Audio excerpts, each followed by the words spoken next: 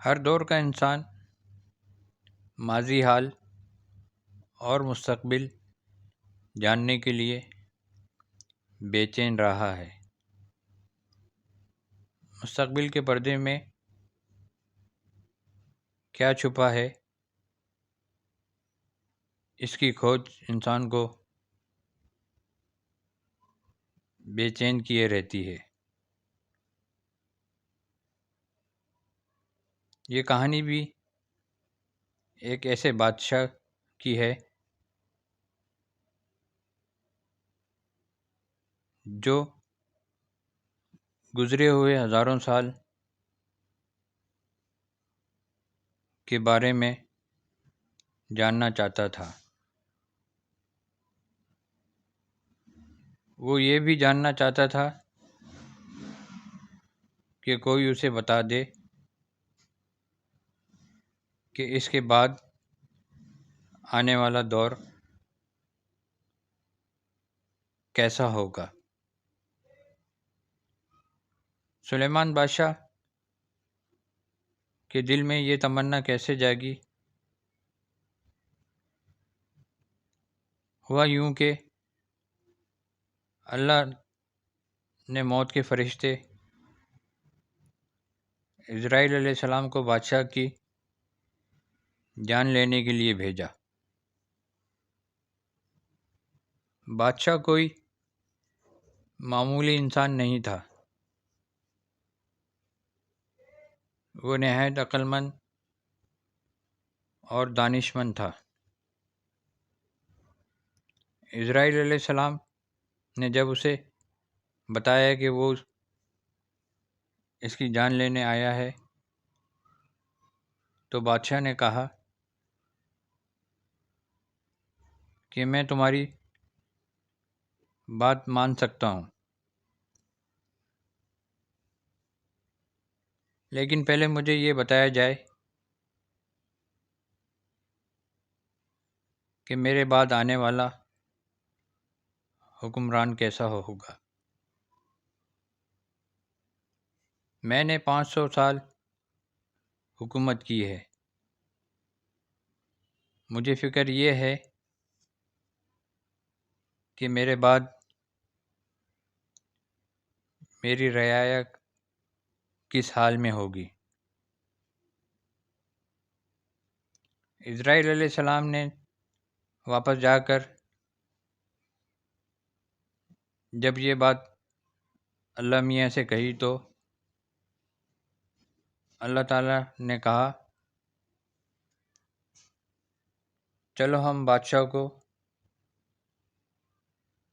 40 دن کی اور مہلت دیتے ہیں، لیکن تم اس سے جا کر کہو کہ ان 40 دنوں میں وہ یہ معلوم کرے کہ ماضی میں دنیا کیسی تھی۔ اگر اس نے یہ معلوم کر لیا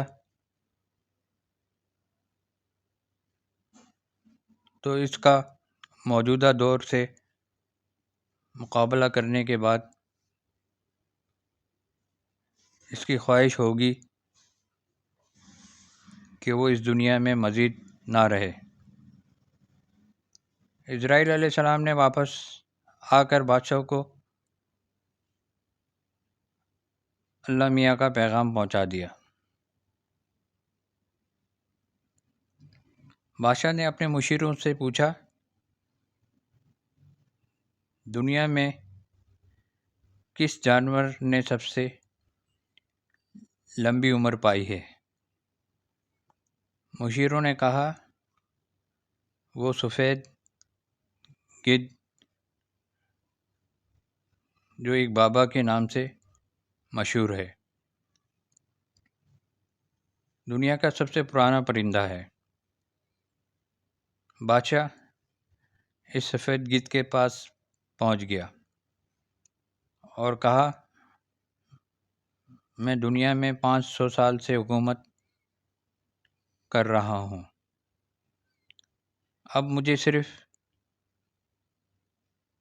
40 दिन کی زندگی اور ملی ہے۔ مجھے بتاؤ کہ ماضی میں دنیا کیسی تھی؟ گدھ نے کہا، میری عمر تو صرف 1500 سال ہے۔ بہتر ہے کہ تم اس پہاڑ کی دوسری جانب رہنے والے میرے بھائی سے مل لو، جو 2000 سال سے زندہ ہے۔ بادشاہ پہاڑی کی دوسری طرف جا کر اس بوڑھے گدھ سے ملا۔ گدھ نے کہا، میں تمہیں اپنے تجربات بتاتا ہوں۔ ہمارے علاقے میں ایک دفعہ بہت شدید برف باری ہوئی۔ کھانے پینے کی تمام چیزیں برف کے نیچے دب گئیں۔ مجھے کئی دن تک کھانے کو کچھ نہ ملا، تو بھوک سے نڈال ہو گیا۔ خوراک کی تلاش میں ادھر ادھر پھر رہا تھا کہ سونے کا ایک مینار نظر آیا۔ میں مینار کے اوپر بیٹھ گیا۔ میری نظر مینار سے نیچے پڑی تو دیکھا لوگ نماز پڑھنے میں مصروف ہیں۔ پہلی قطار میں سفید داڑھیوں والے لوگ بیٹھے ہیں۔ دوسری قطار میں جو لوگ تھے ان کی داڑھیاں کالی تھیں، اور سب سے پچھلی والے کلین شیو تھے۔ نماز ختم ہونے کے بعد جب چند لوگوں نے دیکھا کہ میں اوپر نڈھال پڑا ہوں، تو ایک بزرگ نے کہا، یہ پرندہ بھوک سے مر رہا ہے، چلو ایک بیل ذبح کرتے ہیں اور اس کو کھانے کے لیے کچھ دیتے ہیں۔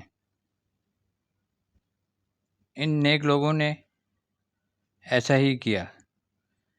میں نے خوب پیٹ بھر کر کھایا اور میرے جسم میں توانائی آ گئی۔ 100 سال بعد پھر ایک مرتبہ ایسا ہی ہوا۔ شدید سردی اور برف باری کی وجہ سے مجھے کچھ نہیں ملا۔ میں پھر مسجد کے ایک مینار پر جا بیٹھا۔ یہ مینار چاندی کا تھا اور اس مسجد میں بھی لوگ نماز ادا کر رہے تھے۔ میں نے دیکھا کہ یہاں پہلی قطار میں کالی داڑھیوں والے تھے، ان کے پیچھے سفید داڑھی والے، اور آخر میں وہ لوگ تھے جن کی داڑھیاں نہیں تھیں۔ ایک بار پھر مجھے پہلے کی طرح ہوا۔ نمازیوں نے جب مجھے بھوک سے نڈال دیکھا تو انہوں نے کہا کہ چلو ایک بھیڑ ذبح کر کے اس کو کھانے کو کچھ دے دیتے ہیں۔ انہوں نے ایسے ہی کیا۔ میں نے پیٹ بھر کر کھانا کھایا اور پھر اپنے گھر کی طرف چلا گیا۔ اس واقعے کے بعد پھر جب 100 سال اور گزرے تو ایک بار پھر برف کا طوفان آیا۔ مجھے کئی دن تک کھانے کو کچھ نہیں ملا تھا۔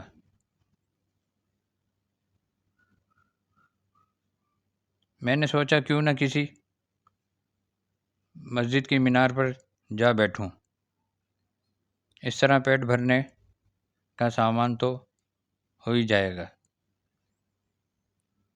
اس بار جب میں مسجد کی مینار پر جا کر بیٹھا تو مجھے پتہ چلا کہ یہ مینار نہ تو سونے کا ہے نہ چاندی کا، بلکہ یہ تانبے کا بنا ہوا ہے۔ اب جو لوگ مسجد میں نماز پڑھ رہے تھے، ان میں سے بغیر داڑھی والے سب سے آگے تھے، اس کے پیچھے سیاہ داڑھیوں والے تھے، اور سب سے پیچھے سفید داڑھیوں والوں کو جگہ ملی تھی۔